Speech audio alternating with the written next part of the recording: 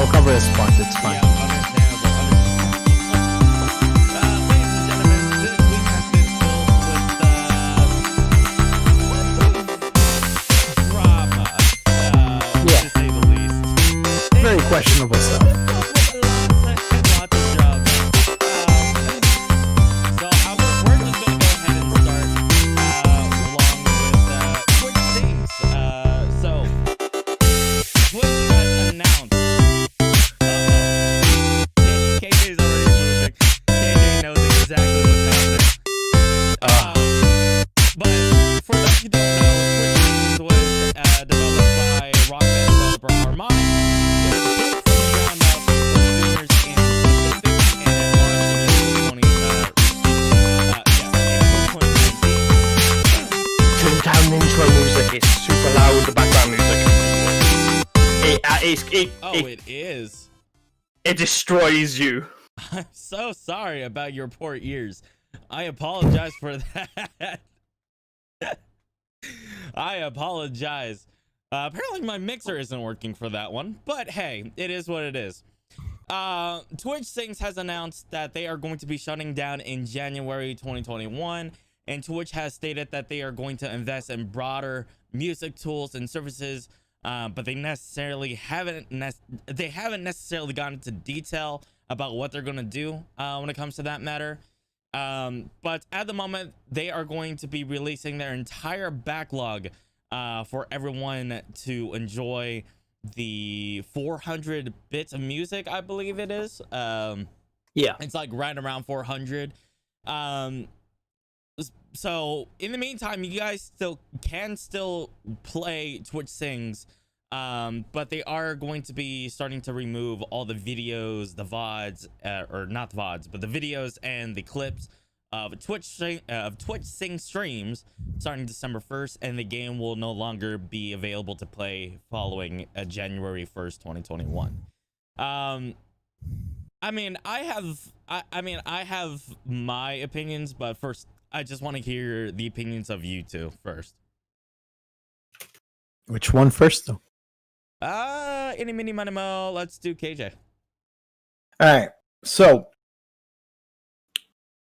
this was kind of expected for me, at least, due to all of us being kind of in trouble as of right now because of the big copyright laws. Yes. Twitch has been trying to pass for a while. So my guess would be next up they would try to at least change Twitch things. I never really thought they would just kill it completely for now, like they're planning to do, which kind of comes as a surprise, that aspect. But the main problem here doesn't stem from the fact that Twitch things is necessarily over. A lot of people kind of predicted that. Right. It's more the fact that every single VOD is going to be deleted. Every single clip is going to be deleted. Everything related to Twitch thing is going to be deleted. And for me, or for Jalvi, that doesn't really impact that much. And even for Raven, have you used Twitch things, Raven, on Twitch?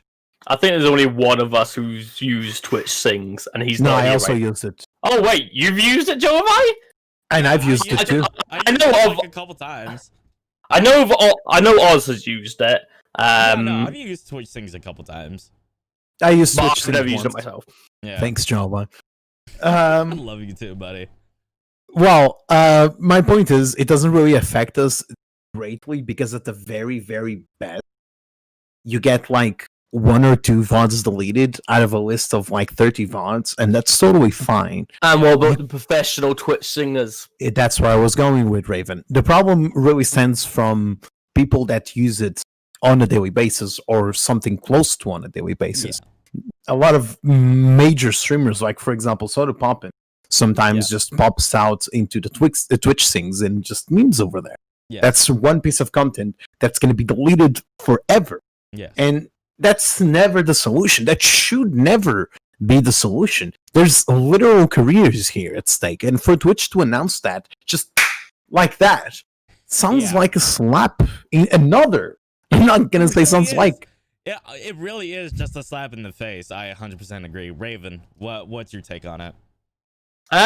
Like, from a business point of view, I can understand why Amazon is sort of decided to close this down side of Twitch, because obviously out of what, the 173,000 followers of Twitch Sing, there's only about 9,100 active at a time, from what their stats were saying, something like that.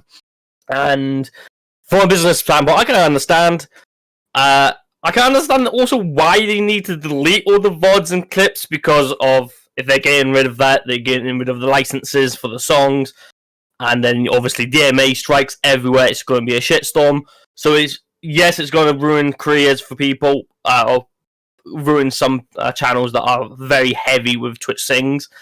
But it's better than being a lawsuit against the people who've done this and the people who don't want to get rid of the VODs.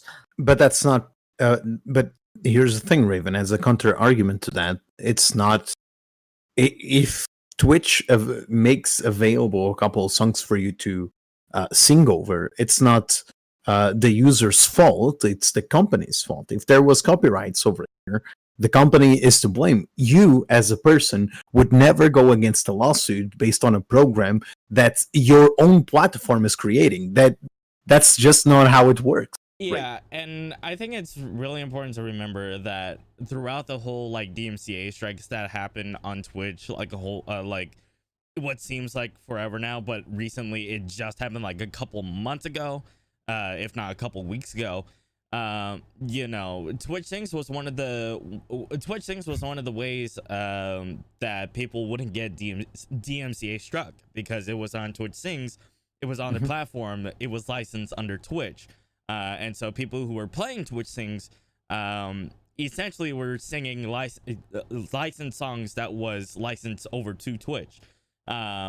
But for me, it seems like now all those things, like Twitch is just removing music off of the platform forever. Entirely. Yeah, exactly. I mean, they're saying they said that they're investing in much broader tools and everything like that, which is understandable, because Twitch Sings really is sort of like a niche platform. At the moment, I'm on Twitch Sings right now. They have 161.5k followers. And 2k viewers. So right now, but that's not really taking the full picture into consideration. For example, I like watching a couple of Smite streamers once in a while, but I was never followed on the Smite section of Twitch. Correct. That's just the people that follow Twitch Sings. Right, exactly. But I mean, but honestly, for Twitch to say that they're going to invest in broader tools and everything and services, but they necessarily haven't gone into detail yet.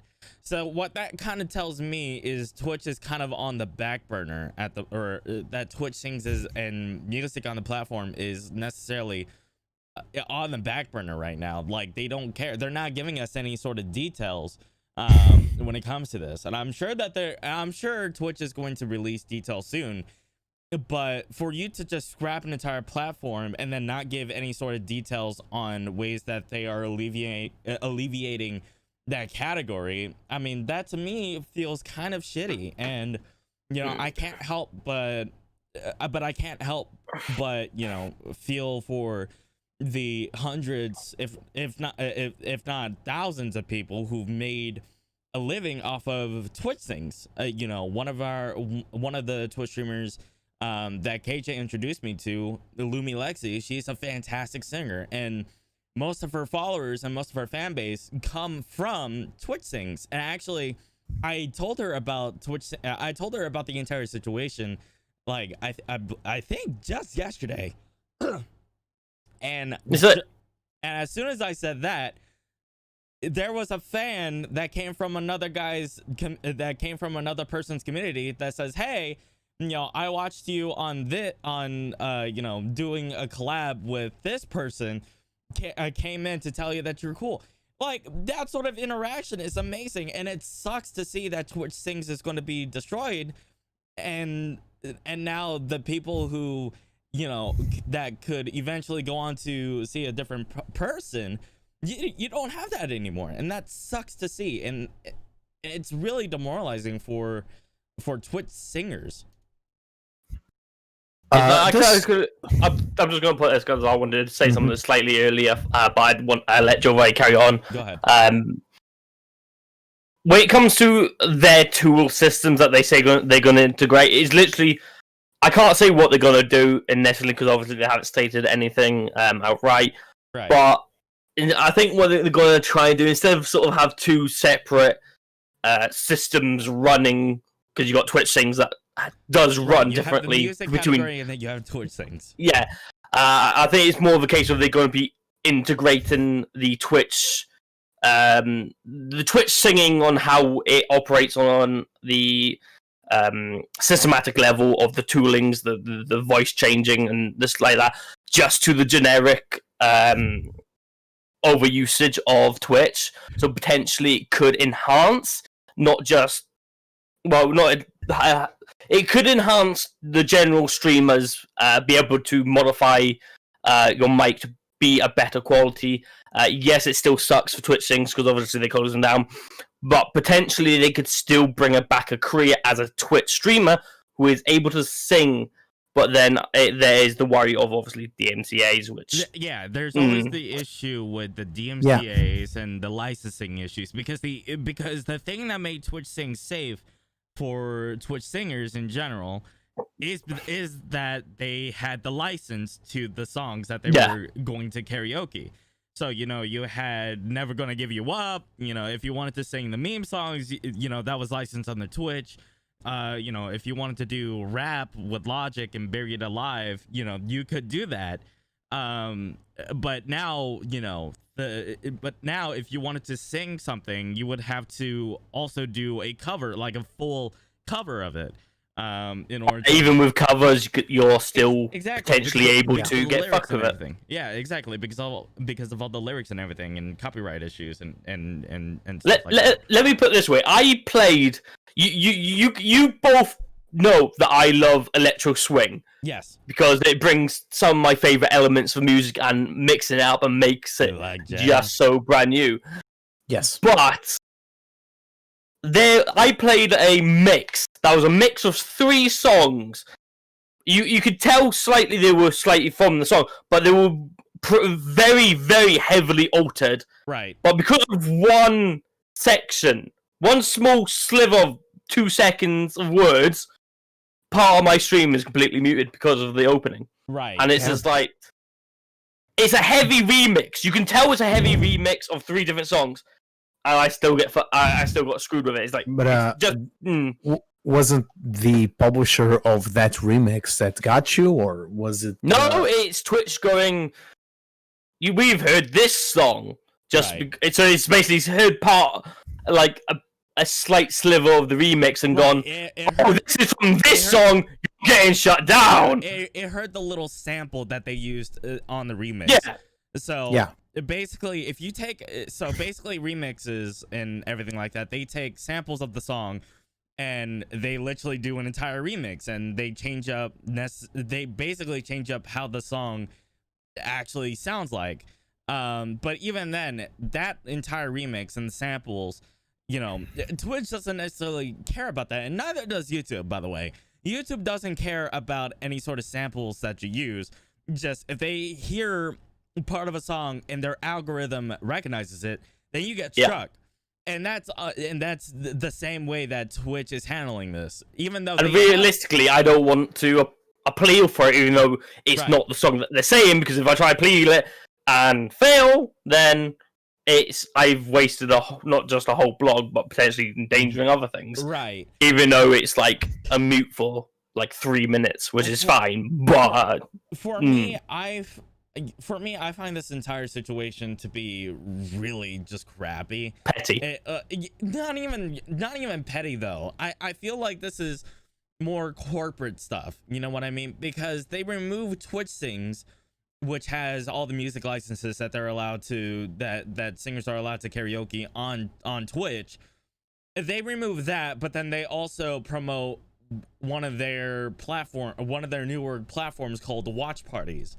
Which, if you guys don't know, Twitch Watch Parties is a way for you to watch Amazon Prime things on Twitch. But they own those things, a majority of them at They least. own those because Twitch is licensed because Twitch is under Amazon. Yeah, Yeah. it owns. This raises two very important questions. One of them necessarily to do with this topic, another one that doesn't necessarily have to do with it, but it's still worrisome. So the first question I'm gonna raise over here is, what about the Just Dance streams? Right. Like, Yeah. because there What do you are. mean? What do you mean? Because when you do a Just Dance stream, there needs to be a music on the background. Yeah, but it's the same. That's the same problem that people who play Guitar Hero and Guitar Clone has had already, and it's the same problem. It's already been done because when it happened to Guitar Hero, it also happened to Just Dance streamers. Because of music, they still got buggered, but because Just Dance is less loved than Guitar Hero, most people didn't hear about it.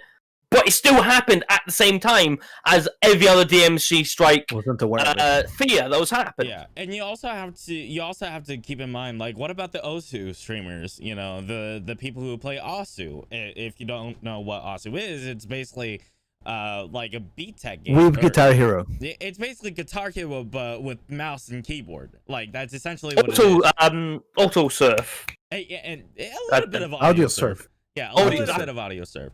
But yeah, there's a lot of them. Yeah, which leads me to the second question: are we safe from even playing video games? No, they're not, because I played Life is Strange, and every time there was a heartful moment with good music, I got muted because it was on. Yeah. Like. It makes no sense then. Vog muted because music. A gaming streaming platform is stopping you from making content by itself. Because you don't inherently own the license to the music, so you got to stream it because it's not your license. That's weird. I'm pretty sure. Let me double check. I'm pretty sure I raged about this when I was actually playing it. I mean, because I was like, no, my pastor is being muted. For me too, is like you get all these like narrative-driven games like Heavy Rain or Beyond Two Souls that heavily use music in order to affect the emotions and everything like that. Cyberpunk. No, Cyberpunk's gonna be pretty safe. I would imagine they would have their own music. Raven, they literally hired a band to do a virtual band. And that's the main part of the band doesn't have. But they don't have that music out. That music's been licensed for that game, so it's going to be more safe than what they do with big singers to bring their music into other games like Beyonce and all that kind of. You know, when it comes to that, it's that they're going to DMCA. But when it comes to them bringing in music for just the game from bands who are creating music just for the game, you're not going to get DMCA. But any music that is popular and well known out in the world that's been brought into a game, then they're obviously going to get you because they just can. Yeah. And again, I wanted to bring up the topic of like stuff like Heavy Rain or, you know, Beyond Two Souls or even like Life is Strange or Life is Strange, Death Stranding, like all these different games, MGS5, Phantom Pain. You know, all of these games have music in them, and they use music to drive their games. They use music to drive the emotions of not only how the characters feel, but they also dictate how you feel psychologically. And you know, if a streamer wants to just stay there silent and enjoy and actually just enjoy the music, they can't. They have the risk of getting DMCA struck just because they want to enjoy a video game that they're streaming and want their chat to actually enjoy. And it's really troublesome. And really I've worried about this for way too long now. Honestly, I think out of all three of us present right now, I'm the one that needs to be worried the most, mainly because my entire shtick about me streaming is getting this cool music on the background and just transform that song into a speech and transform But it. it's been stated. Run But a it's like, lot though. Like to be What? fair. yeah. But What? it's been stated. I'm sorry, Joe. But like it's been stated, clips will cause you problems.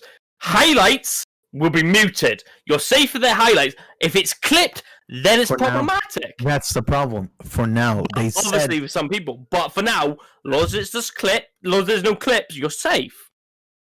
all right. Well, I think Because they we've can mute everything else. They just can't mute clips. Yeah. I think we've talked For too some- much about this already, boys. We're just going on whoops now. Let's move on to the next topic, maybe. Yeah, go ahead, Raven. Take it away. Oh, it's every streamer's favorite month because it is September. Oh, not September. September. So Oh. yeah, if anyone doesn't know, every And year he's just spilled something. Or what? he's what are you fucked doing? up.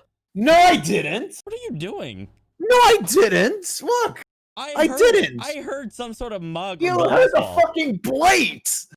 Calm down there, Tigers. Keep going. Keep going. But it is everybody's favorite month for subs because it is September. If anyone doesn't know, ever since 2017, Twitch has inserted a formula for when it is September that anyone who comes in is able to get subs for a discount, as well as sort of as a bunch to make it cheaper and to support a streamer for longer term. And I'm gonna keep slapping KJ in a minute. It's for a gag. Keep going. But this month, obviously it's this month because it's already September. But there's been a absolute bug at the moment this year with September. For those who don't know, obviously the bug has basically allowed people who are already subbed to cancel out of their sub and resub for that cheaper price and that bunch of price, which for any stream out there would love. Absolutely. Because it is that, yes, it's at a discount, yes, you don't get as much, but it is that guarantee and it is that constant long stability.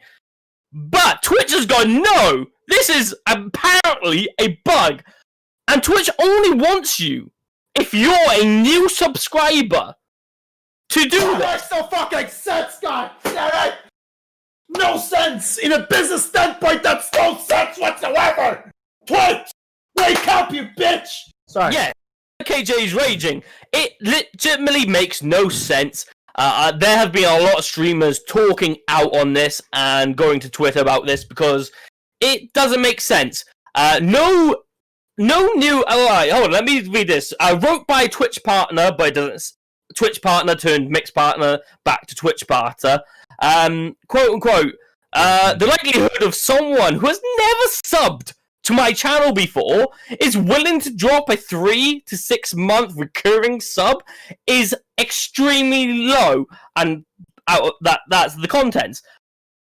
Who in the right mind comes to your channel for the first time, regardless of how good you are, and will willing to drop that kind of sub onto you?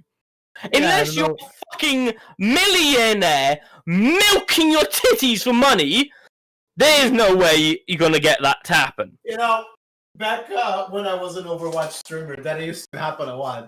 Someone would come to my stream, they'd be like, "Oh my god, dude, you're so great!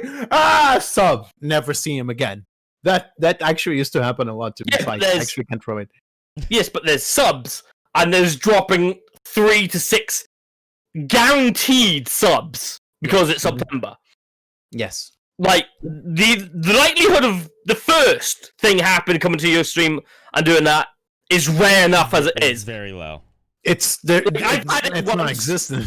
Yeah, I've had it I think I've had it once in my 9 months at the moment Yeah.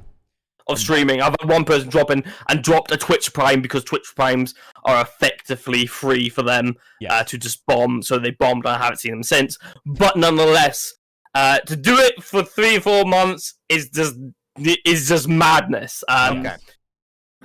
And And yeah, the Twitch community with everyone who's affiliated and partnered is going on of bullshit. Almost every single streamer or every single viewer actually got super angry with that, because you are able to pay a discounted price in order to support your favorite streamer. By the way, twitch.tv/Jalvi.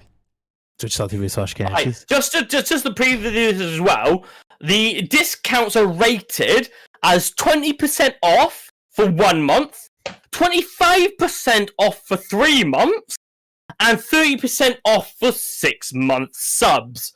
For obviously for different tiers, obviously it changes, but it's still the same percentage regardless of the tiers. Yes. Go on, Joey. I just wanted to put that percentage fact out there. Yeah, but words. Twitch effectively said that this was a bug, right? But it's a bug that they didn't necessarily have to fix. You know what I mean? There are so many times where a bug has actually benefited gameplay. Not a lot, but there have been some, right? There have been bugs that benefited the people, right? They shouldn't be fixed because it's also the people. And it's also a great way to reward those people who have been with you since pretty much the beginning. It gives, and it's just a big slap in the face between the partners as well as the people who watch you. It gives existing subscribers and it gives existing supporters of the channel a way to support the channel still at a discounted price. Like it is rewarding the supporters. With us, we support our viewers by giving them content. Why is Twitch not supporting the viewers watching the people who are giving the content so that they're watching more of Twitch? It makes no sense. Mind if I go on a little rant here? Did you not do that earlier? I thought you did that earlier. No, no, that was like the pre-rant. Oh, okay. No, the pre-rant. Okay, go on. Do your KJ thing. Do my KJ thing. No, non-copyrighted KJ thing, okay? I'm just gonna go ahead and mute him. Yeah, right. same. So, no, actually, don't mute because I'm not gonna scream. Okay. What is he saying? I have no on a business standpoint, this has no legs to get over here. So you're telling me that you call We're not even listening. He's fucked up. Yeah. You stuttered already. Oh, I stuttered. Okay. All right. Yeah, because I was getting my mind. Okay. Yeah. Take time. All right. On a business standpoint, this makes absolutely. We can't no hear you. Just go. Suck a dick there, Raven. On a business standpoint, this has nothing to be proud of. I get it. You tried going for brownie points over here, and all you did was burn those brownies because this makes no sense whatsoever. So you're telling me that you're hyping this idea of helping subscribers, helping their content creators, and then you slapped us in the face like we're some kind of BDSM lover over here? That's not how it fucking works. Imagine if Cyberpunk went with this. Okay, so boys, we're giving a big discount to our game. Oh, get ready. It's going to be like 50% discount. But you need to buy 3 copies, okay?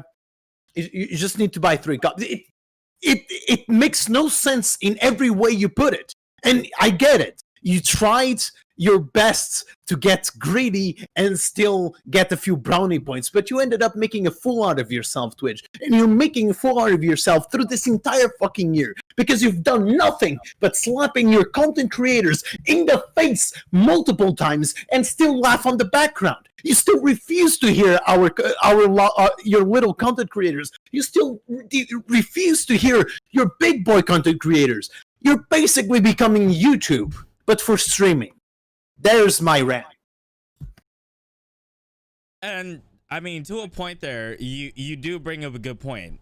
Twitch over this past couple years, over the past year or so, really hasn't been doing the greatest when it comes to customer service, and they've made some questionable choices. They made some very questionable choices. With the whole DMCA stuff happening, just completely just destroying career, honestly, like nearly destroying careers.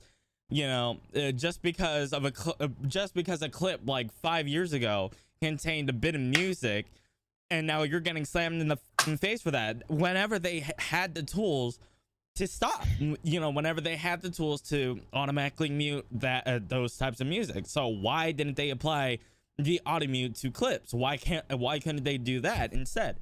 And not just that. They don't own the clips. You have the copyright situation. You have the Twitch Council, which was a complete flop. No, it counts. You're laughing, Raven, but it counts. Have you heard anything happening from the Twitch Council? No. That's my point. All you heard was... This is why I'm laughing. Like, all you heard was a deer that just had really... Like... You're what? A really screeching point of view. But, no, like, on a serious note, you have heard nothing coming out of the Twitch Council, let alone anything productive. Because they want to bury that and they want everyone to forget about that. The Twitch Council was supposed to help people with the DMCA strikes. The Twitch Council was supposed to represent the smaller streamers and the viewers of these Twitch streamers. But where is it? We have seen no support at all. It was a way for corporate to reach out to the actual smaller streamers and everything. It's probably in Wonderland right now. Yeah, but did you know about the Twitch research? Like the Twitch research community? They've set up a community about 9 months ago, and it's literally there so they can send questionnaires, surveys, to try and help improve the website and improve everything. Because obviously, Philly, nothing's been done for the past 9 months. But here's the thing, though: whenever you get slammed in the face with, "Hey, let's take a survey," do you actually go and take that survey? No. Why not just listen to the fucking people? And not only that, and you're just scratching the surface of how much Twitch has been fucking up lately. Yes, and the problem is they can. Besides the Twitch cancel, besides this copyright stuff, there's one major issue we really don't touch. And that issue is how terrible they are at banning people and taking them partnership and stuff like that. Right. Because sometimes, like, you're completely fine. You did a great stream. You even pat yourself in the back because, man, that was really great. And then on the very next day, you get a goddamn ban. Yes. It takes like a couple of weeks for you to know why you got banned to begin with.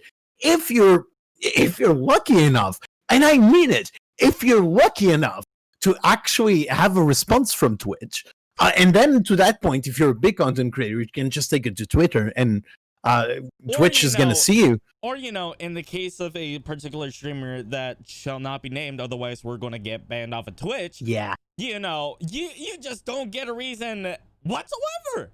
Yeah, whatsoever. Well, you can sleep with the directors. Not even the viewers, not even the Twitch streamer. None. Absolutely none. Why? On that note, just sleep with the high ups. You're fine. On that note, can I? Now that you mentioned that mustache guy, can I just say everyone that was like, "Hey yo, I know why Doc was banned." Hey yo, they're completely bullshitting. They're bullshitting all the way in. Bullshitting. No, yeah. I'm in this interview because you guys want to know what happened to Doctor. I'm just gonna say that. Completely bull. Yeah, I don't know why. I still have a stinking feeling he knows why. No. And I can guarantee you he doesn't. He has made multiple streams about it, and you can see it on his facial expressions. You can see it on the way. He has broken character multiple times, saying that he has been pent up with anxiety over it.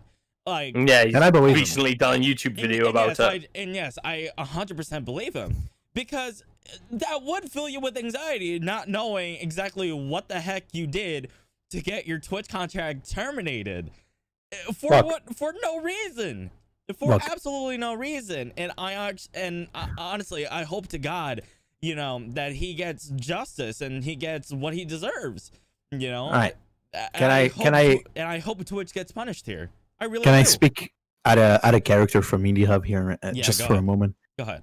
Look, if for some reason one of the few people that are watching is like, oh, he got what he deserved, or oh, he was a bad person regardless, or stuff like that. Oh, he's a millionaire, he doesn't need it. Imagine spending literal years trying to grind out, trying to do your absolute best to entertain people. Imagine years of your hard-earned work with a spotlight that burns you more times than it does you good. And out of nowhere, because you have no idea what the fuck happened or why you don't have a channel anymore. Imagine what type of feelings that person in specific feels. It's not just to the mustache guy. It's to everyone that lost their channels like that.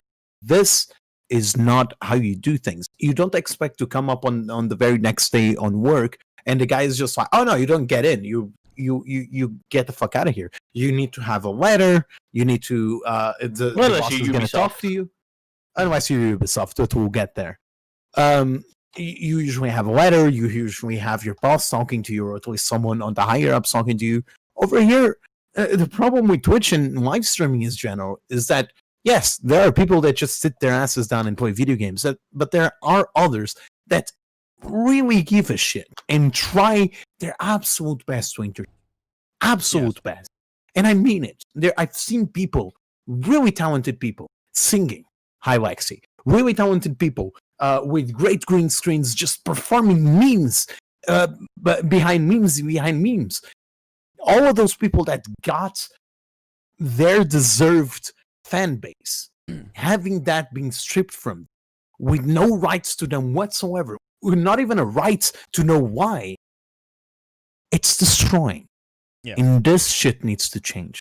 Because as long as this doesn't change, this will never be considered a real job. And that's on you, Twitch. And that's on you. And to be fair, and to a T too, like the thousands of people who stream on Twitch, they're Twitch streamers, but there are a few people out there who are Twitch entertainers, and there is a massive difference between a streamer and an entertainer. Entertainers actually care about their content. They care about the people who watch their content. I would consider most partners to be Twitch entertainers. There are a few out there who are still Twitch streamers. I would consider KJ, I would consider myself, and I would consider Raven to be part of that entertainment, part of being a Twitch entertainer. To be fair, all Twitch entertainers are Twitch streamers, but not all Twitch streamers are Twitch entertainers. And there's a massive difference there. And to be an entertainer and to have your audience literally stripped away from you sucks. Feels bad. It really is. It feels bad. And they're doing it, rounding it out to the topic at hand. Why are you giving the audience? Why are you punishing the already established audience by not giving them the same opportunities as a new audience member? Why are you making that distinction? It shouldn't happen. You're driving away the old audience and you're bringing in a newer audience. It makes no sense. From a business standpoint, it makes no goddamn sense, and it needs to stop. On top of that, but I mean, you have more Twitch issues. KJ. Speaking of the topic of fucking up other people's personal lives, we have a Twitch employee accused of sexual assault. Now, this news is not necessarily new news. The person, the Twitch employee in specific, is named Bokari, Hassan Bokari, formerly known as Hassan on the Twitch world. He basically is a Twitch moderator. He's in charge of the community. He's one of the few people that decide your future on whether or not they want to ban you or not. And this person was accused of a lot of things, mostly by a Twitch streamer called View. Now, View has released a tweet longer, and I'll tell you this, it's quite long. It looks more like an essay than an actual tweet longer. It looks like a college paper. It really does. Detailing his story with Hassan, and I'm just gonna highlight a few sections over here because I'm gonna be honest, it's really really big. So in a pretty cool bunch of words, we have Vio saying that her abuser is a well-known Twitch staff member who happens to also handle partner accounts, even worse. And basically that at the time that she was 17 years old, he basically got into a somewhat forced relationship with her, although she does state that she kind of liked him too, but she felt that she was manipulated by him, leading into a relationship. Then she went on ahead to detail that he definitely abused his power, and she mentioned including DMs between him and partners, emails between said partners, whispers, etc., etc., etc.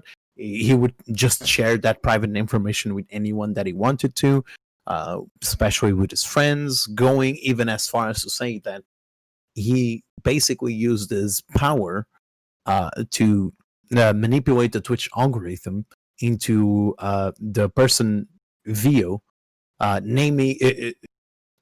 switching her name from, I don't know here, it's really hard to see on this bunch of sentences here, but she had a previous name, and Hassan was the one, switch to this because I'm going to put the algorithm to work in your favor.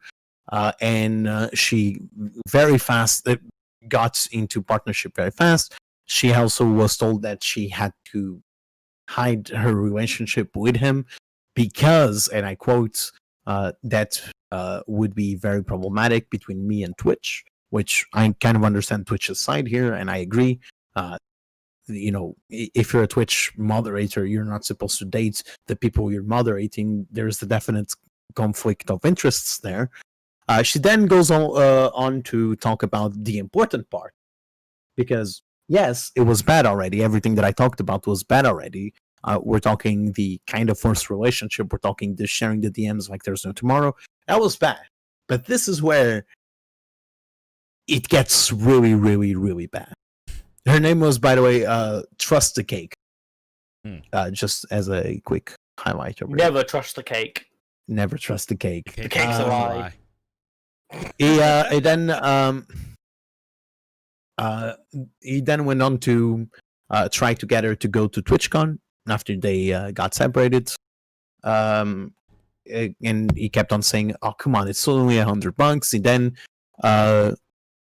got her a PAX East, not a TwitchCon, a PAX East pass, in which on that specific event, he managed to strafe all the other Twitch partners, all the other people around her, and get her alone. This is after their relationship, and proceeded to sexually assault her. And for the purposes of not getting copyright struck, not community guideline, copyright struck for on YouTube, and not getting banned from Twitch. I'm not going to proceed to say exactly what happened here, but it's really, really bad. We're talking dental hygiene levels of bad. Let's put it like that. It's not. Very unfortunately, it also doesn't end here, because after that, he then proceeded to threaten her that if she talked with someone, there would be consequences, that he could get her banned very easily from the platform.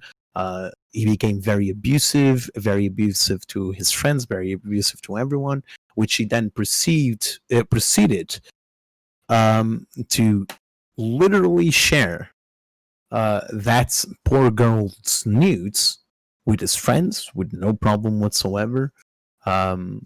Which is a crime, At first, by the way. which is a crime, by the way. Never do that, you goddamn assholes. At first, you didn't believe it.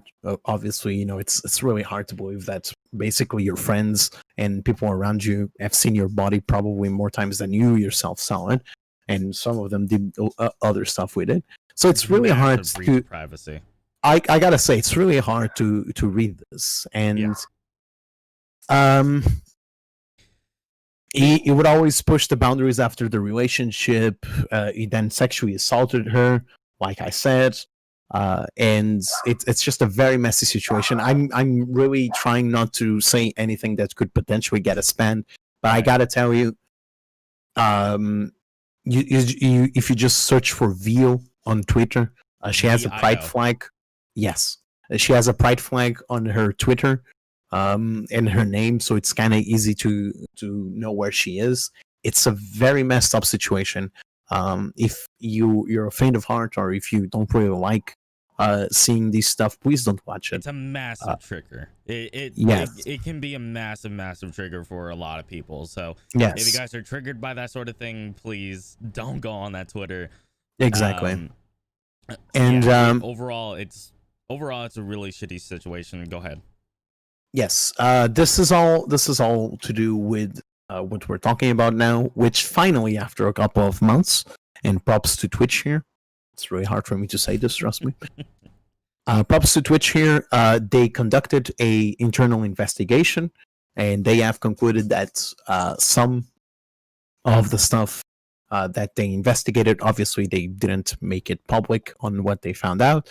Yes. But they basically concluded that, yes, indeed, there was abuse of power. Yes, indeed, some of those sexual allegations were correct. Therefore, Hassan no longer works with Twitch. Yes. Fucking thank God for that. One less. I just, before it's your guys' turn, I just want to go ahead and say this.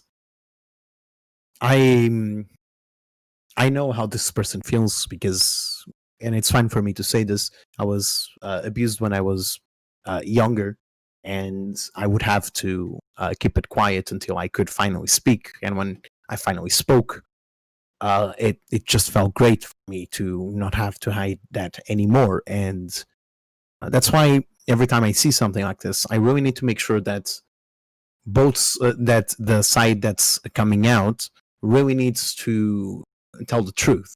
Right. Really needs to show proof of that, because it's very easy for misguided information to get out there.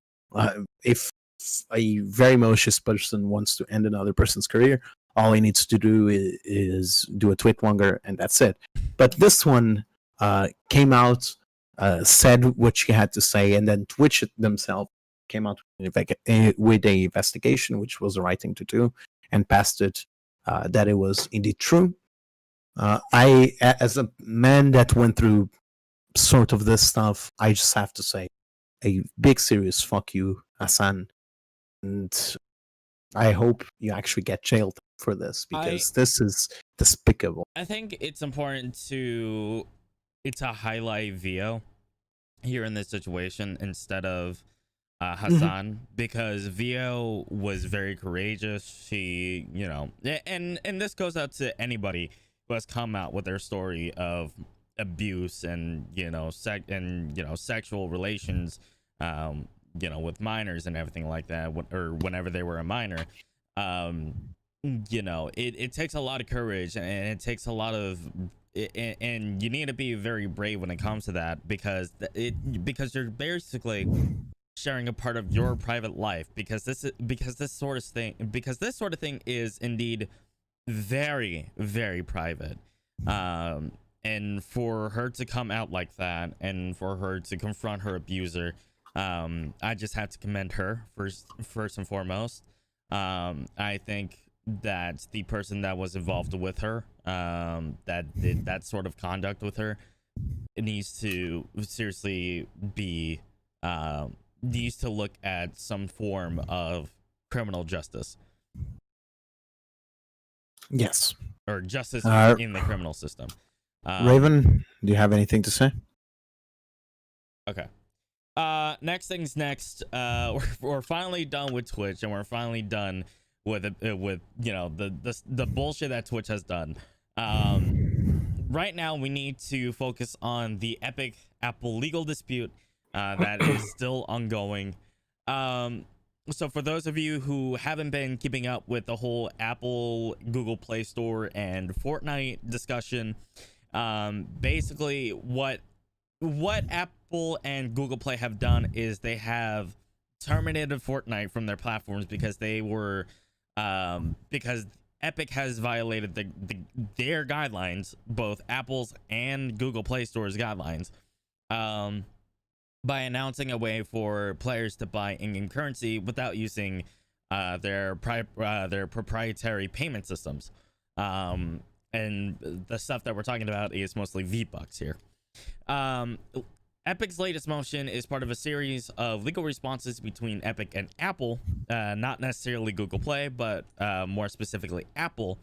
Epic's, in their latest motion, have stated that Fortnite is more than just a game because it facilitates a community. And people prefer Fortnite over other games because it facilitates a sort of community. That is exactly what Epic has said. Those people don't know anything. They've cited their Travis Scott's performance and Marshmallow performances, grabbing everyone's attention and everything like that. They have said, and I quote, "Particularly during the COVID-19 pandemic, such events are critical to connecting friends and families worldwide, and Apple has driven a stake in the Fortnite community." Fuck off! They don't say Google. They have never said Google Play Store or anything like that.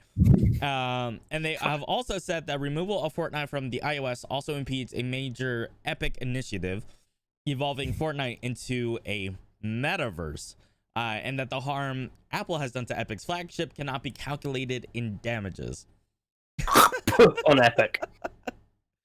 Yeah, because I think this is just a case of a company that's overreacting, swimming in a pool of money, Not even and now wants to swim in a fucking apartment of money. Listen, Epic, I'm pretty sure you can. Hey, you got a community of brainwashed kids that you're trying to bring money out of. Yeah, you're fucking brilliant community. Yeah, it's not like you're anything like Left 4 Dead, where the community's gotten together and actually made a DLC/extra map for free. Right. Fuck you, Epic. For multiple. What are you talking about? God damn it! Come here! Come here, Raven! I'm gonna kick your ass! Come here! Raven! So I'll just say this at the moment. Epic, I would, if I was a judge, but if I was a judge, I would laugh you out of the court because honestly, your arguments Objection! really funny. First of all, you said that Fortnite isn't just a game because it facilitates a community. Tons of games facilitate a damn community. Have you ever heard of Undertale? Sorry to. Have you ever heard of Undertale? Undertale facilitates a community. Most games facilitate a community. It's the people who fucking play the game. Call of Duty facilitates a community. Games with like 5-10 fans. Technically, it's a community, and a game facilitates that. Exactly. League of Legends. League of Legends facilitates a community. That's just a toxic environment. That's just toxic sea. Doesn't count as a community. Anyway. Yeah, I wouldn't say that because you start saying that about other games. League of Legends, League of Legends also facilitates a community. Overwatch, like all these different Rainbow Six Siege, Overwatch, they all facilitate a community. So for you to actually make up that argument makes no damn sense. It really doesn't. And then you go ahead and cite Travis Scott's and Marshmallow performances, and how those sorts of performances are really important during this COVID-19 pandemic. But and you say that these events are critical for connecting friends and family worldwide, and the fact that Apple has driven a stake in that community because they Is that a bullshit? But here's the thing though, right? They haven't done that. They legit, Apple has never done that. You want to know why? Because you can still play Fortnite for free on PC, PS4, Xbox, Nintendo Switch, and PS4, and the Switch. Burn it all. and hell, you can even play it on mobile too. Just need to download Burn it all. Oh yeah, you could do it too on the mobile. Oh wait, You can. It's legal. You can. This is not even something illegal or anything like that. You can download. did they announce an most APK or likely. something? Most likely, you can download an APK. Let me check that right now. Keep the news. Okay. I'll check it. But for them to then say that, like, yeah, like Apple hasn't necessarily done anything towards your community. If anything, you know, like Epic's arguments here, it makes no sense at all. Yep. And- It's official, by the way. Yeah. On their websites, you can actually scan a QR code that takes you to one of their Epic Games page, and you can download the game completely for free, no problem whatsoever. But here's the thing, though. The entire reason why this entire legal dispute even started was because Epic violated the guidelines to put their APK and violated their guidelines on installing their iOS application on said platform.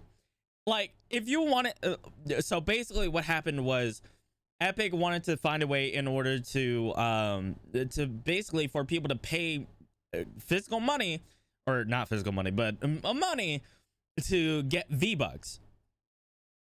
But in order to do that on Google Play or iOS, you need to go through their system so that the Apple and Google can get their cut.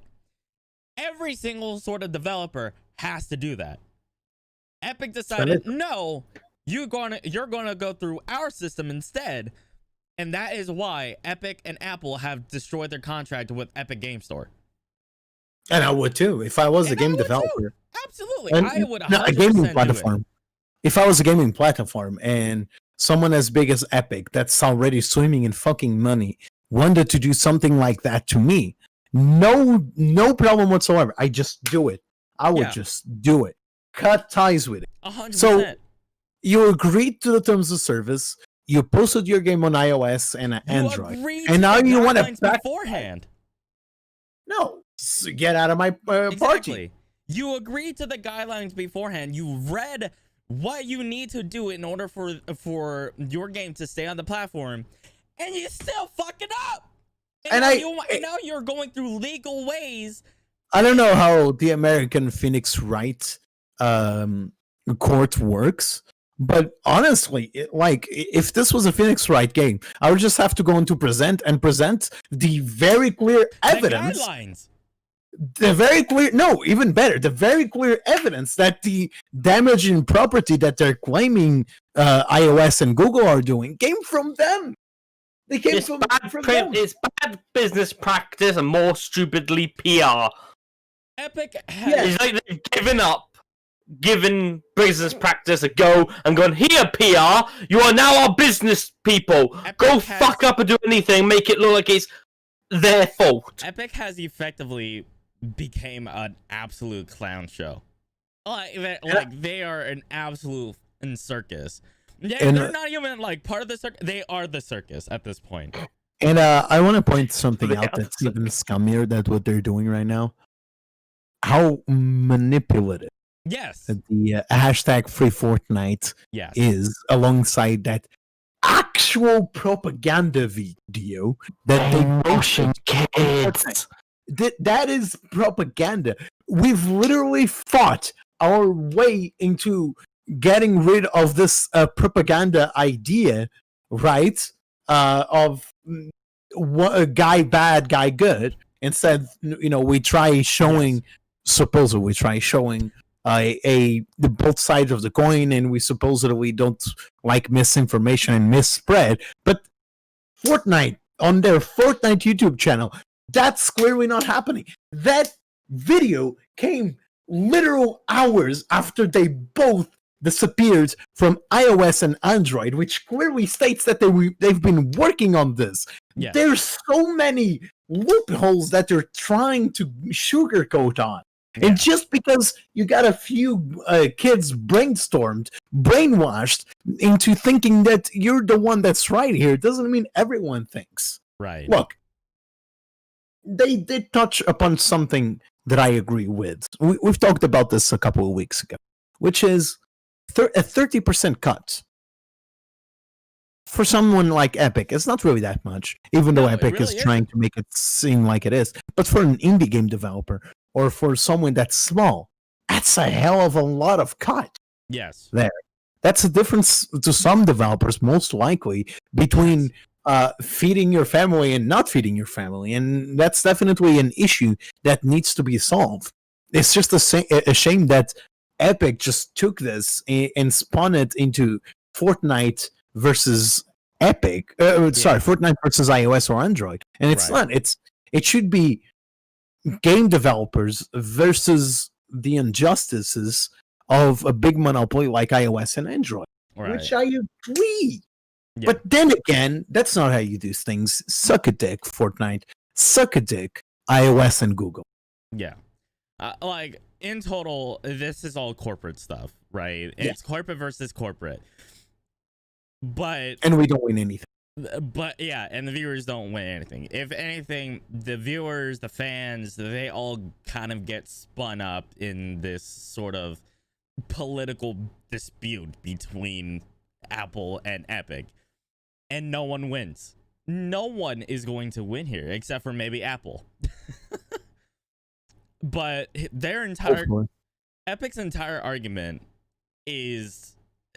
should be laughed at. It really should be. Because they make so much money off of the Epic over the Unreal Engine platform regardless, that they really shouldn't give a crap about Fortnite. Fortnite and Fortnite and the Unreal Engine are their two main sources of income at the moment. But honestly, they can just live off them. Yeah, they can live entirely. They can already live off of Xbox, PC, Switch, and the PS4 income combined. Why do you need 100% of iOS and Google Play too? I don't get it. I have no idea why. Because they're like Amazon. They want to own everything. Yeah, and they want to be a part of everything. Like, honestly, at this point, I feel like Epic should just completely fire all their corporate employees. And speaking of firing employees, Raven, go ahead and take it off. Oh yeah. Effectively, people who don't know, the company behind Skull Girls, the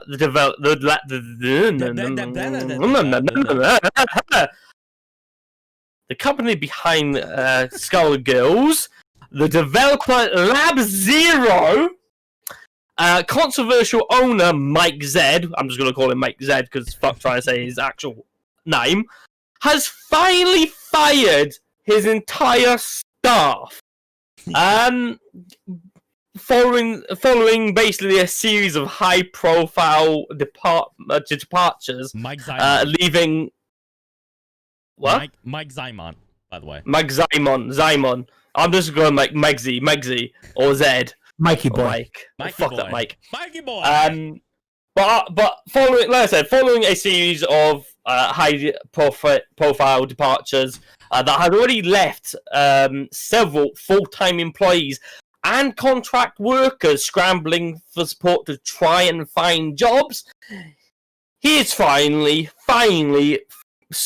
literally fired the rest of his staff. So effectively, Zero Lab Games is no longer a thing. Lab Zero has 0 employees.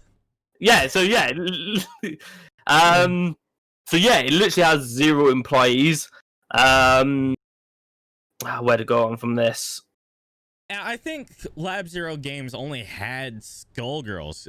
Am I correct? No, in saying it had Skullgirls and a combo heavy role playing action game called Indivisible. Gotcha. Which sort of translates to it. The company's been in massive influx because originally it was meant to be between Zimmerman. Is it Zimmerman?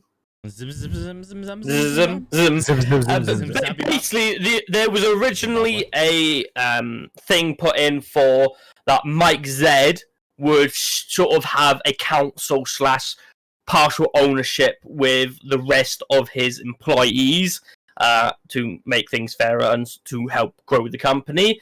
But from what I've read, after a while, it just fell through. He promised nothing, and it just did end up happening. The 7 high-profile employees outright left because of that, because he should have shared ownership. And then finally now he's just sent an email to everyone saying it's time to look for new work. I am firing you. There has been no what's the name for it? When you get fired from a job, you get a package. Severance. There has been no yet no severance. He has also emailed after that saying you will be getting information on any severances soon, but currently there is still no severance. There's also been other problems with the company, like I believe if I've skipped over it, there's been inappropriate sexual comments and allegations. So it hasn't been looking down because Mike Z was also supposed to step down once he shared control. He was supposed to step down. Oh boy! And yeah, he hasn't, and he's just ended Lab Zero. Quite literally ended it. Yeah. First things first off. Monty Boy, what are you doing? Yeah, okay, their studio has only developed 2 games, which is Indivisible and Skullgirls. Yep. Skullgirls. That's what I said. No, you said Schoolgirls. No, he said Skull. No, you said school. I said Skull. I heard that. We're gonna watch that post stream. Keep going. Wow, you're just making fun of that's racist, dude. That's so racist. Report. But Lab Zero Games really hasn't done well because honestly, I don't think Skullgirls ever sold that well, nor did Indivisible. I never even heard of Indivisible before. I never heard of Indivisible, but Skullgirls, it was actually pretty good. From a quote, presuming the quote is from Mike Z himself. Unfortunately, Zab Zero, is it Lab Zero, was forced into a layoff because we were no longer able to meet our payroll obligations. Mike Z told Katu, fuck me, what is it with table words? Katu.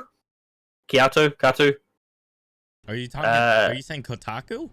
Yes, then this via email. It is not a decision I've made lightly. I personally know how hard it is. It can be to find employment in a poor performing economy, but we have more debit than cash. And the last thing I would ever want to do is not pay my hard-working colleagues or our partners with their work.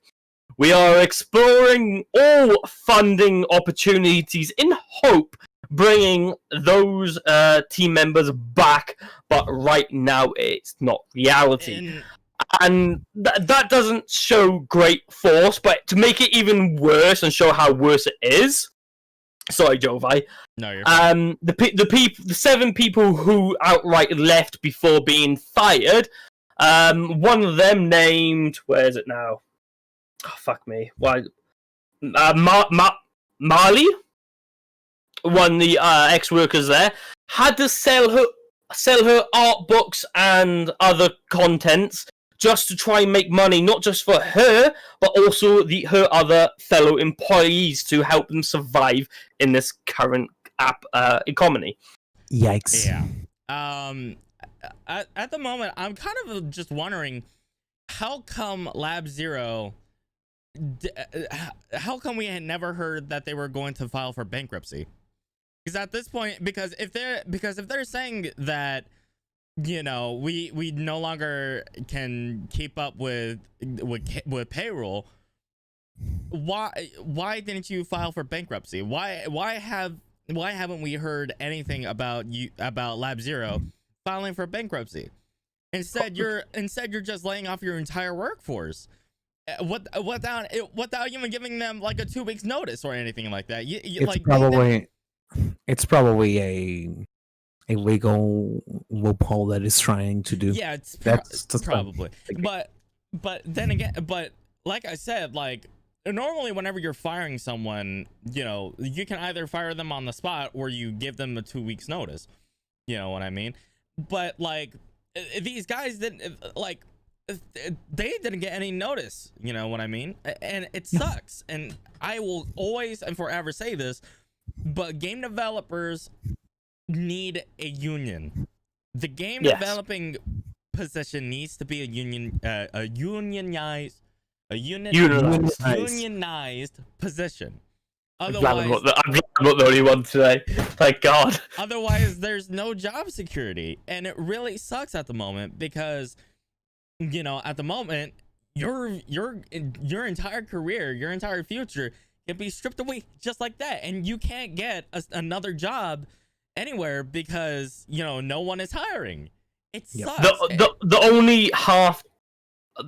only slight ray of hope is with game developers and artists. Generally, I'm not saying it is true for all, but generally, it's normally a high paid position. Mm-hmm. Or what it is, it's beyond average what most people earn a year, and it is highly paid. Hence, why it's so hard to get the job, because it is so valuable, and they should have that kind of money to be able to hold off until something more important comes, or you know what I'm getting at. It's a very competitive position for sure, and like I said, like if it's a really competitive position in order to hold. But you can't hold it because your bosses and your superiors can just fire you on the spot. There's no union to protect you. There's no union to protect you from your job being stripped away from you without compensation. You know, and the fact that these guys aren't getting severance, it sucks. It sucks to hear. You know, because at the moment that creates a job scarcity. Is that a butthole there, Raven? Absolutely. I hope so. I hope not. Otherwise, we're gonna get TOS, mate. Oh yeah, no, I hope not. What the fuck? But yeah, like at that moment, that creates a scarcity not only for the game developers, but also but there's also a scarcity on the job market, because at the moment, most of these developers they can't find work in a COVID-19 world. It's just not possible, you know. And you know, speaking of scarcity, I mean, Nintendo's doing the same thing. KJ, take it over. Okay, so there's a lot to talk about. So I'm gonna start with this. Completely out of nowhere, and I mean completely out of nowhere. Nintendo decided to hold a small press conference, a small event. It lasted around 20 minutes. I believe it was less than that. Celebrating. No. It was about half an hour, 40 minutes. No, it was less than that. I'll double check it while I'm speaking. Basically talking about the 35 years of Super Mario. But this actually came out of nowhere because there was almost next to no announcement prior to this. It just happened. 2 minutes. 2 minutes? Or at least the trailer was 2 minutes. Oh no. No, it was He's 16 talking about minutes. Oh, there we go. An actual like press conference. It was 16 minutes.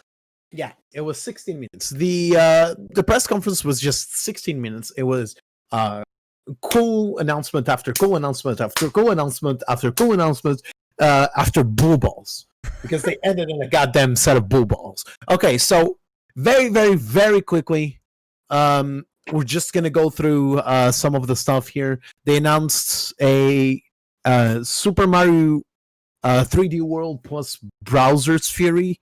We don't really know what Browser's Fury is, but it's basically Super Mario World from Wii U ported to Switch.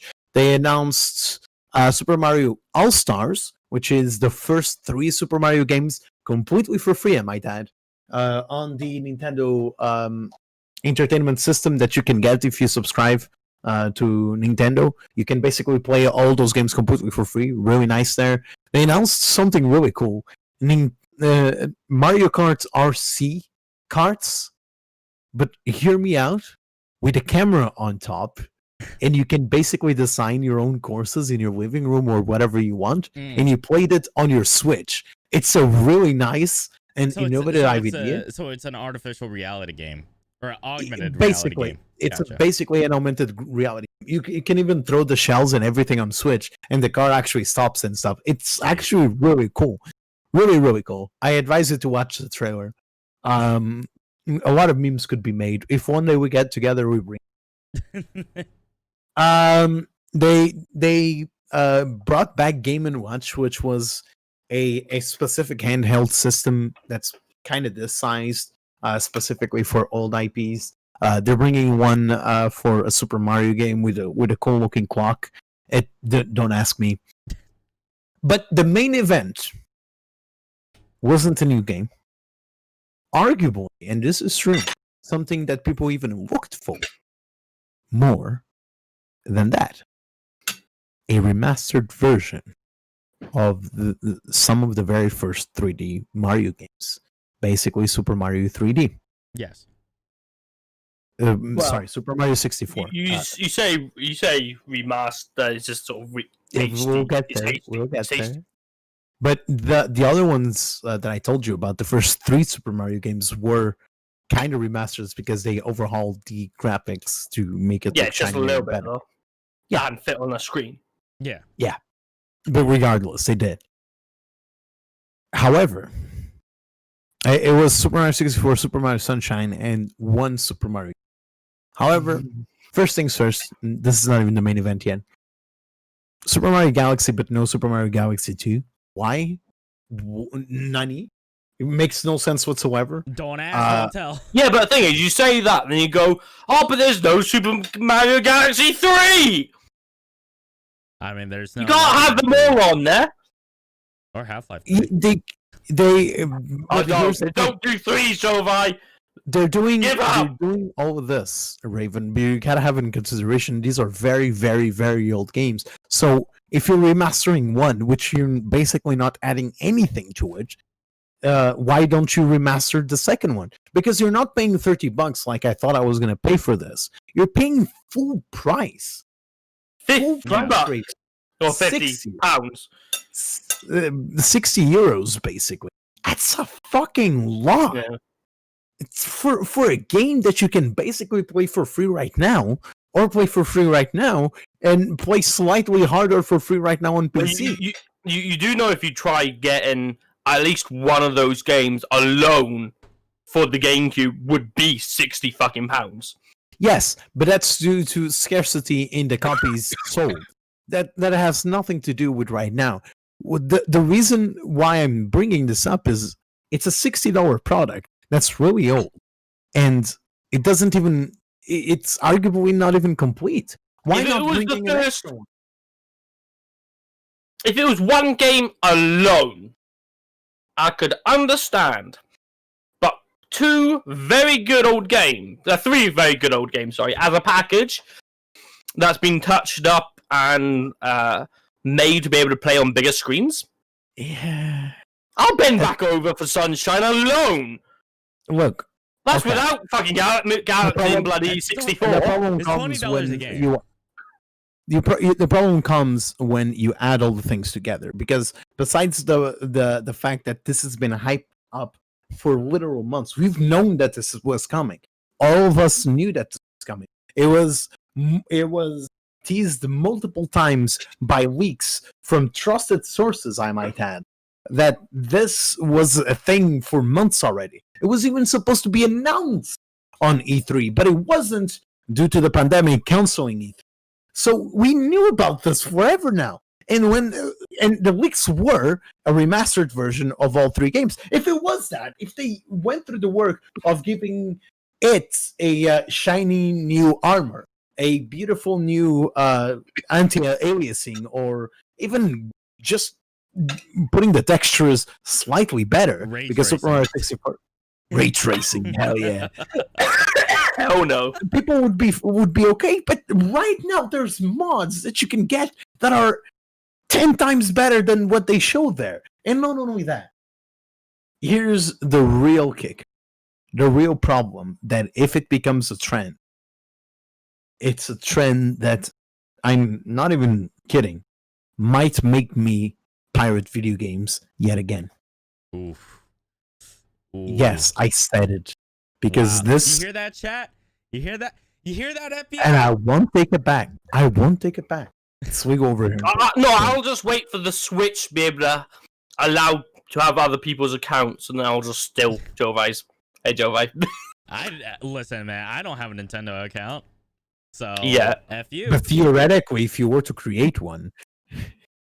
Well, I mean, regardless. with the whole Nintendo breach, I love how he's sneaking it in as well now.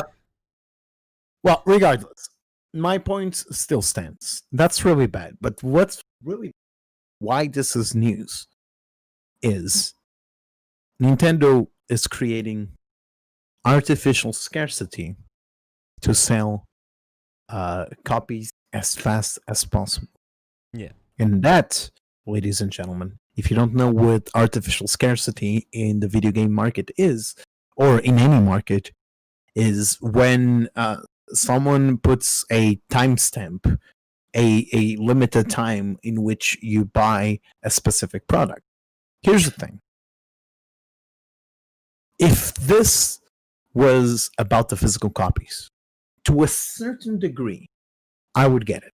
Mhm. A lot of indie games do it. A lot of even major AAA companies do it. Sometimes the game sells way more online, and then just as an extra honestly, flair. Or do what other game developers do. You buy this at a higher tier, and you get a customized, like a limited time crate or something like That'd that. be cool. Or, That would be very, very cool. having like a collector's edition, because having a physical collection would be like a collector's item.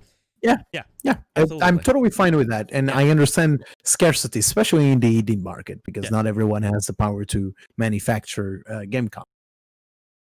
But they're not doing that. Right. Yeah, well, they are, but they're also making scarcity. And try and wrap your head about this, chat. On your online purchases too. Yes. Yeah, but How? Why? This makes no sense. Because okay, let me put it this way. If Monster did a limited edition for a certain flavor that you already know you love for 6 months, and after that 6 months, if you can never find it again, you can never get it, would you still go out and try and buy that Monster?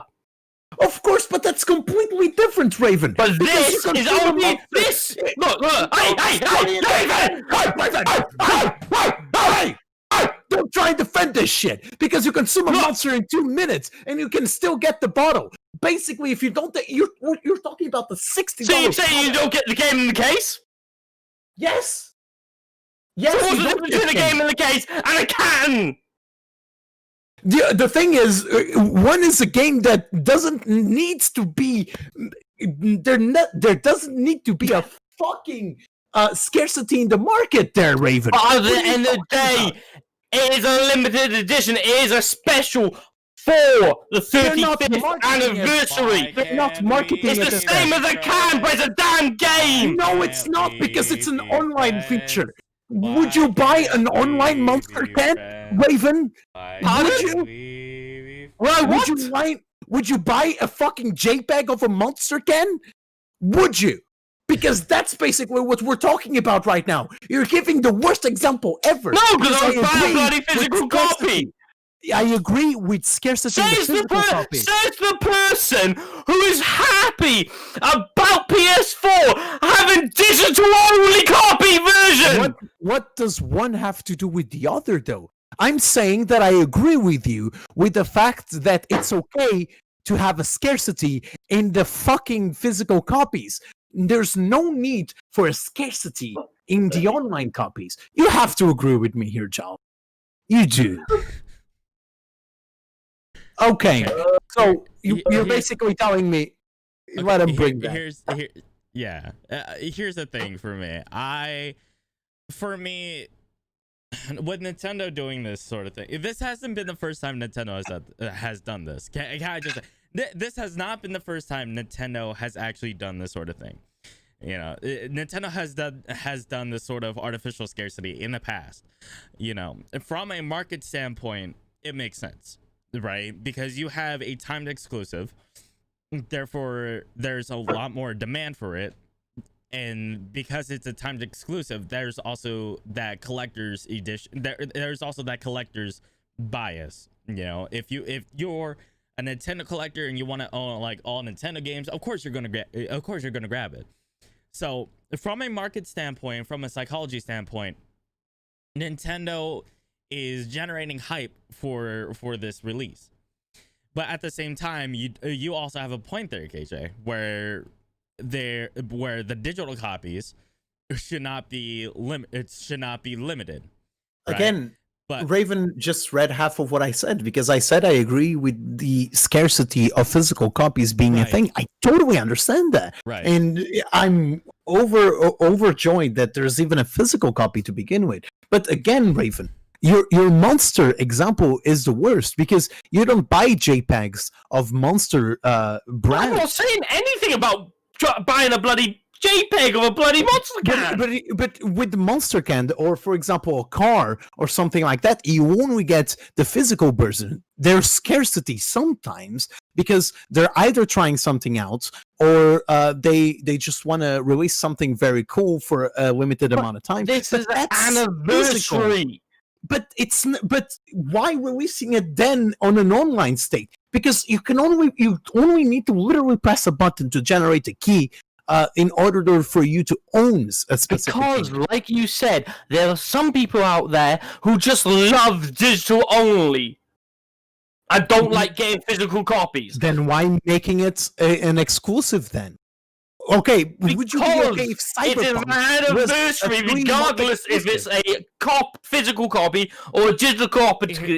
If it's still on their device, then it's still there regardless, one way or another. Here's where I'm at, right? Would you be okay with a Cyberpunk being exclusive for 3 months and then you cannot get it anywhere? But that's something different. That is a totally brand new game coming out as a new game being sold as a brand new AAA game. It's not being sold to me as an anniversary, 30th anniversary of these very old games. Monster sometimes also brings old products as limited editions too. That's not the point here. Yeah, sometimes, but that's not the point. The point is it's still scarcity.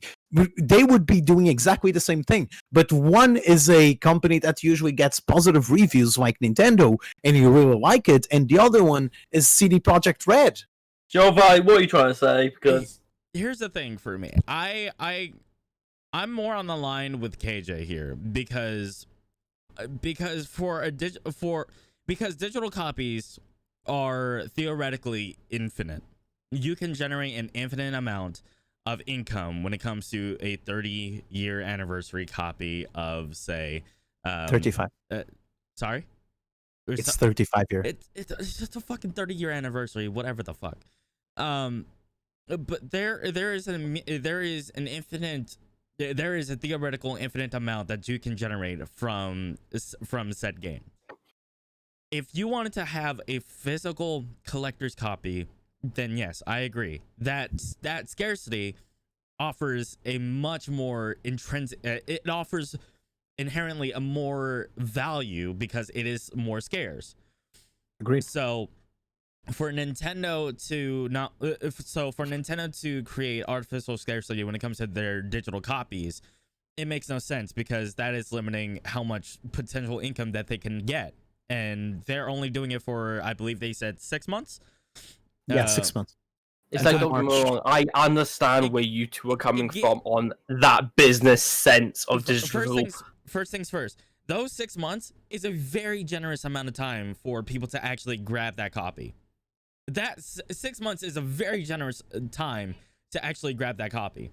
And if for some reason you are no longer, if you aren't able to grab your copy in 6 months, first of all, first things first, you're probably not a big Nintendo fan, or B, you never wanted to try Mario Sunshine I am any the of those. perfect example, Jalvi. Exactly. I don't know. I am the perfect example. I live by Twitch paycheck to Twitch Right. paycheck. I basically pay my bills at the bare minimum right now, and financially speaking, I'm not the best. Right. So I cannot afford to just go every month and pick like 2-3 Exactly. mainstream games. And the mainstream games I might even be able to pick up. I pick them up out of the idea of streaming them to improve my work. So where can I get my copy? Because usually games like that, I pick them in a promotion, or I pick them like half price. Yeah, but you're not the only one. But I still understand. But the unfortunate issue of it, it's just life. Complete that, especially with the next argument I'm going to give you. We're in the middle of a fucking pandemic. Right. With the second wave probably hitting this year again.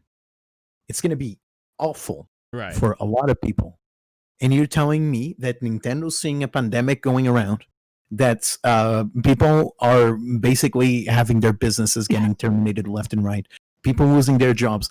They thought it was a good idea to do this scarcity now? Right. Because doing the scarcity was bad, but doing it now is 10 times worse. Like I said, I can understand it from a business standpoint. From Nintendo's standpoint, what they're doing is inherently smart. But from a consumer perspective, yes, that is very annoying. But I think even on a business standpoint, just on the topic that I discussed a couple seconds ago, it doesn't even make sense. Because if you wanted to do that, you're limiting your because you're limiting the amount of potential sales of your product. Yes, happening in a pandemic right now, it's even worse. Exactly. But like I said, I can see where Nintendo is coming from, but from a consumer standpoint, it's very annoying because, you know, for people exactly in your position where you're living paycheck to paycheck, you can't really necessarily afford to grab a $60 game just out of nowhere, or a $60 collector's item just to have it. You know, it from a consumer standpoint, it does on a consumer perspective, you know, it's very annoying, you know, and if you want a collector's item and you can't get it anymore and people are just selling it probably for a very inflated price, you know what I mean? Like, that's going to be definitely annoying. But again, there are tons of collector's items that are inflated because they are so rare. You know what I mean? And if you're a big collector, you know, of Nintendo games, that you know, that's a really annoying. You know, and I honestly 100% agree that if you want a collector's item, first things first, you should offer a digital copy that everyone can get with, you know, that everyone can buy at any certain given time if they want to try out Mario Sunshine, because Mario Sunshine, you can't get it anymore. You just can't. You know, and instead, if you want to play Mario Sunshine on like a Switch or something, then yes, you would have to buy it within that certain amount of time. You know, but for me personally, I think Nintendo should have gone through the initiative of 6 months physical release and having or having some sort of physical package, because then that creates a more rare and valuable item than just having you know, a 3-year or a 35-year anniversary digital collector's edition that you have on a Switch. But even then, if you have the digital collector's edition on a Switch, you know, that also inherently gets more value for the Switch that you're trying to sell as well. I don't think I know that a lot of people would still fucking make this 100%. a big conversation and topic 100%. if it was just the physical version. But I myself wouldn't be bringing this up because I was the one bringing this up today. Right. Out of pure fucking, I hate this. I just hate this. Out of pure frustration, basically, because we were supposed to talk about something completely different. Yes. About coaches explaining specific games. But to end this conversation entirely, this is a side of Nintendo that I don't like. Mm-hmm. And I'm not going to pretend to sit here and say I wasn't aware that Nintendo had this type of side. They did. Right. They do a lot of great things. They've done this sort of thing before.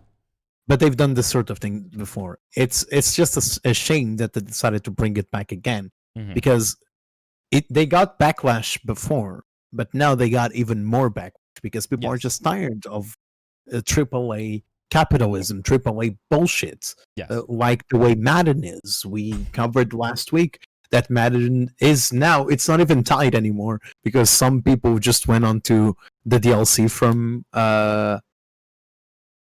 what's the name of the game? The Division, and they actually upped a few points on the Division game just for Madden to be the worst reviewed game ever. But that proves something. People are starting to get way too tired of AAA companies just throwing shade into our face, and we'd be okay with it. Right. The example with Madden, the backlash that Nintendo's having right now. I think this might be the start of something great. I think this might be the start of the ascension of our voices. The ascension. And but it's true, the ascension of our voices and the our wallets doing the talking. Yes. Because I'm probably not going to buy the 3D All-Stars collection.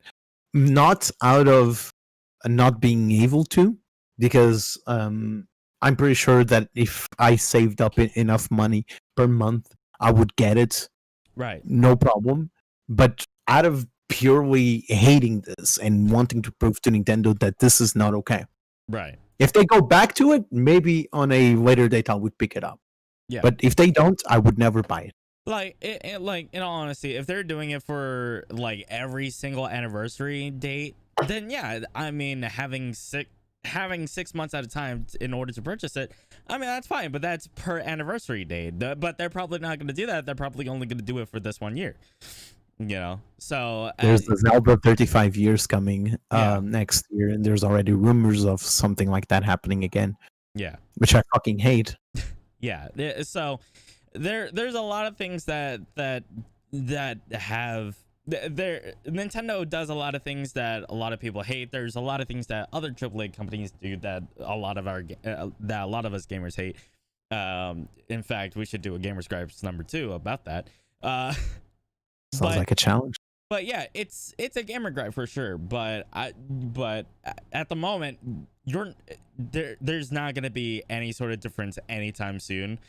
Maybe within the next 5 years, maybe that'll change. But as of right now, AAA companies are still gonna be as greedy as ever. You know, EA is still gonna put microtransactions upon microtransactions upon, you know, $700 DLCs for a single game. You know, there's no stopping that. But hopefully, maybe in the near future, that does indeed change. Hopefully. Okay, but we're gonna go ahead and switch over to upcoming games. That is going to be it for the news section. First things first, Circuit Dude is coming on to Switch. It is a top-down tile-based puzzler with over 120 levels, coming out September 7th again for the Switch. You have AVIC 2. Say what? Avicii. VC, the Innovator Eco Edition.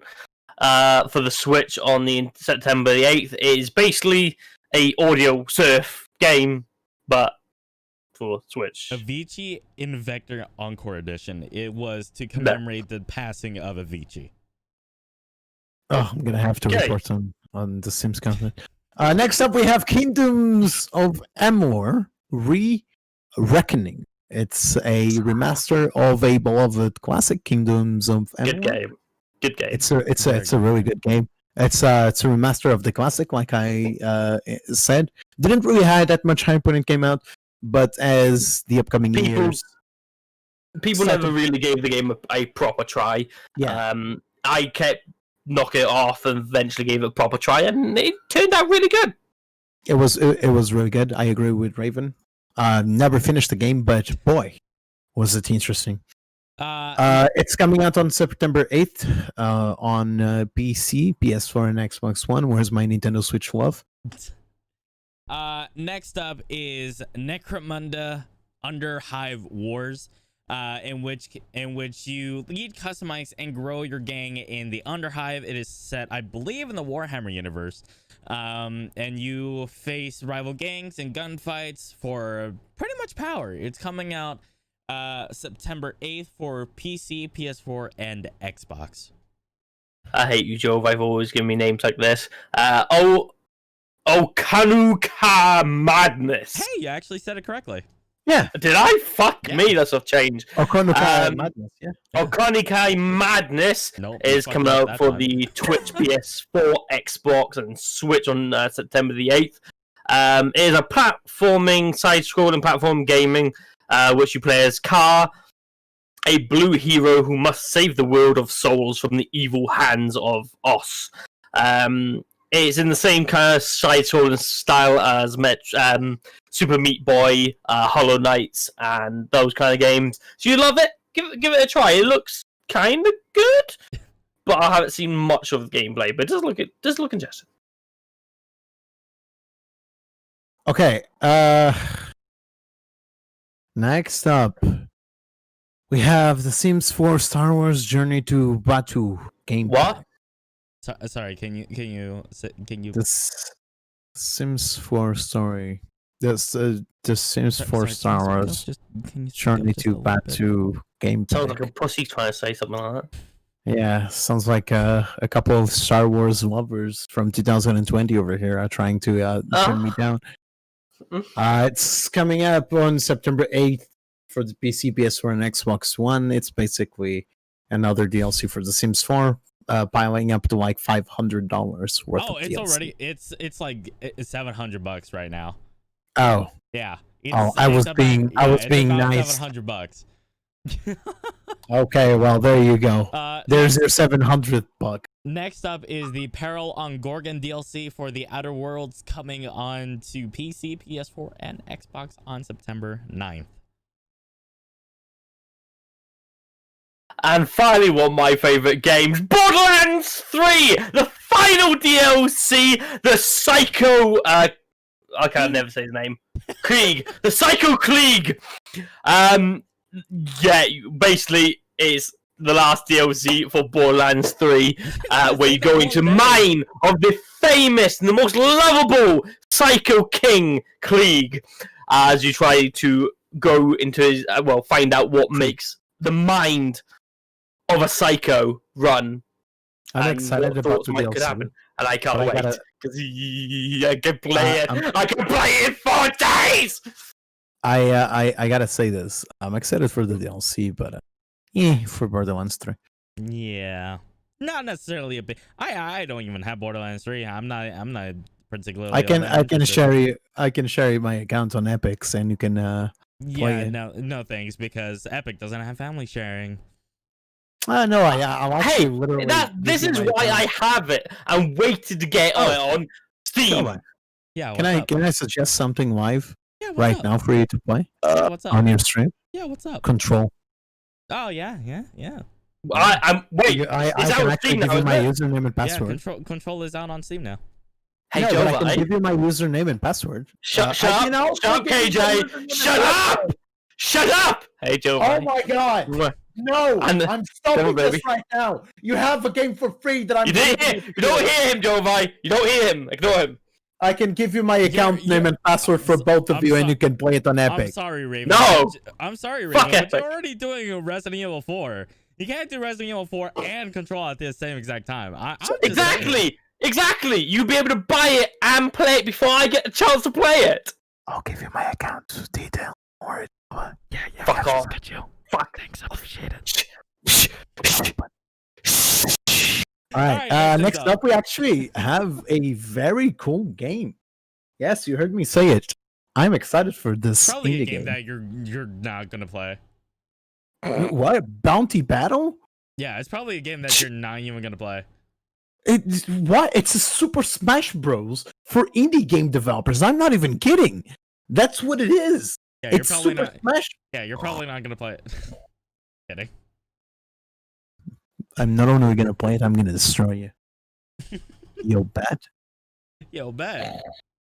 Buy it. Yeah. Buy it right now. I bet you. Oh, I can't. I don't have any money on my bank account, but I received from Twitch on the 15th. I'm pretty sure I can spare a couple That's of how I'm bucks. going for Twitch. 2 months, man. Well, regardless, it's basically a Super Smash Brothers, but with all your lovely indie game needs. Characters include the Guacamole guy, the Dead Cells main character, the Owlman character, Okay, I'm and the slightly list. interested. Huh? I said I'm slightly interested. Okay, you want more characters? Yeah, go on. Characters from Saint and Sanctuary. You have characters from Wizards and Waltz. Hold up. It's a Het Papyrus from Undertale. You're looking up right now, aren't you? He is. Yeah, it doesn't. Yeah. Sorry, okay. buddy. Nope. No. garbage. Nope. Get it out. But it has the guy from Psychonauts So. and the Gang Beast dude.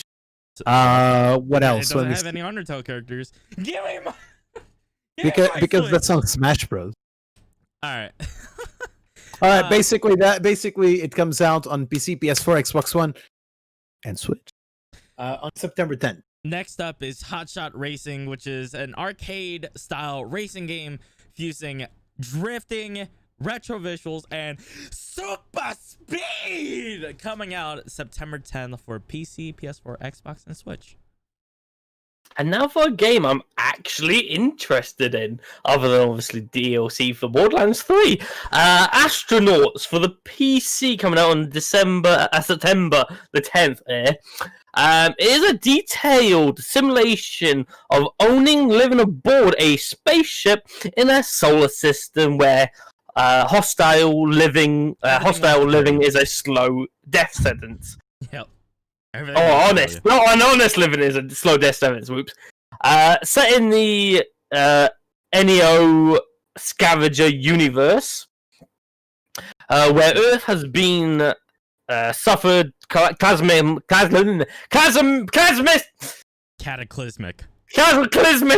collapse. The rest of the system lives on in a state of cataclysmic disappointment. Ah!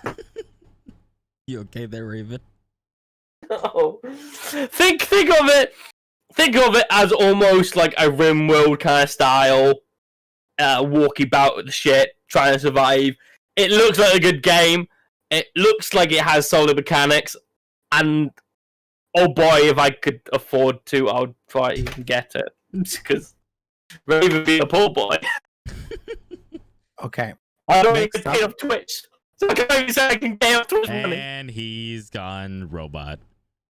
Next up, we have Oh fuck yes. which I might say, and I'm sorry to say this, boys, the game that I look forward the most in this entire list of games. Really? Redneck Ed Astro Really? Monster Show. I'll do Really? this. I'll do this. You do this on your second monitor. Go into the Steam page and tell me if you're not excited for this. It's a side scroller, bizarre, comedy style side It scroller looks with almost some. exactly like Guacamelee. Yes, but in the best of ways, in my opinion. I actually have a review code for this. Do you? Oh yeah, I do. Well, why does it give me Cuphead feels? Because they're trying to imitate the smoothness in the cartoonish styles like Cuphead, but not necessarily on the old styles, just mimicking the smoothness in Don't like it. drawing. You don't like it, really? I don't know. I gotta be honest with you. I have a review copy for this. I might even play it on stream. Let's Do see it. about it. Bet. Yo, don't bet me stuff like this. Don't bet me Redneck stuff Ed is like coming this. out on PC on September 10th. Next things next is going to be Vampire the Masquerade 2. I mean, Shadows of New York. It's not Vampire the Masquerade 2. Nope. Vampire the Masquerade 2 still hasn't come out yet, and that makes me sad. Hey, Jova, What the hell is you buying the this game? No, I'm 100% buying Vampire the Masquerade 2. Don't get me wrong. Oh. I'm still gonna buy it. Don't get me wrong. Wait, I'm pretty sure it's on. I know what I'll be playing I'm pretty sure it's soon. on What's- Xbox Game Pass though. Don't fucking. No, say don't that. say that. I'm pretty sure. Don't it's say on that, Xbox Game Dolmine! Pass. Yes! Yes, it is. It is. It is. I quit. Okay, but anyway, I'm out. Vampire the Masquerade: Shadows of New York is instead a visual novel game set in the Vampire the Masquerade universe. It's coming out September 10th for PC, PS4, Xbox, and Switch. I don't want to say it. Inner Trail Drift is coming out for the PS. Initial. Initial. Look, I was the basic bastard. You give me all the bastard hard ones here. The thingy drift. Initial drift. Is coming out for the PC, PS4, Xbox, and Switch on September 11th. The description is effectively forget everything you know about drifting. Set in a 90s or retro future. Internal Drift is a 1v1 arcade racer with a devastatingly unique handling model and unbelievable satisfaction not. twin stick. KJ, stop! Stop that! I didn't even see what the This fuck he guy- did. He put his fucking finger in his nose, fucking in his mouth. Sounds like a KJ thing to do. Let's be honest. Inner Soul Drift is coming out September 11th for PC, PS4, Xbox, and Switch. That looks KJ, bad. you are absolutely disgusting, looks- by the way. It looks bad. Ladies We and kill him gentlemen- later, okay? Ladies and gentlemen, that's going to go ahead and wrap up the Indiehub Gamecast this week. I have quite the announcement. I am no longer going to be on the Indiehub Gamecast. It's just not going to be a thing. They're kicking me out. Yep, I'm fired.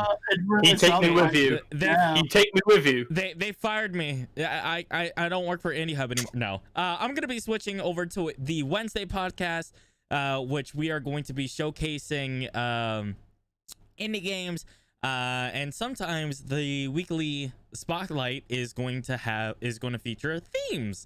I'm pretty sure it's going to be coming out this Wednesday, so keep in mind for that. And yeah, that's going to go ahead and end it for here. The Indiehub Gamecast, you can find us every single Sunday starting at 9 a.m. PST. That is 12 Eastern, or I believe 9 UK time, if I remember correctly. Somewhere around there. No. Is it not? Is it 8? 5 Is it UK 5? time. It's 5. Yeah. 5 UK time. I'm sorry.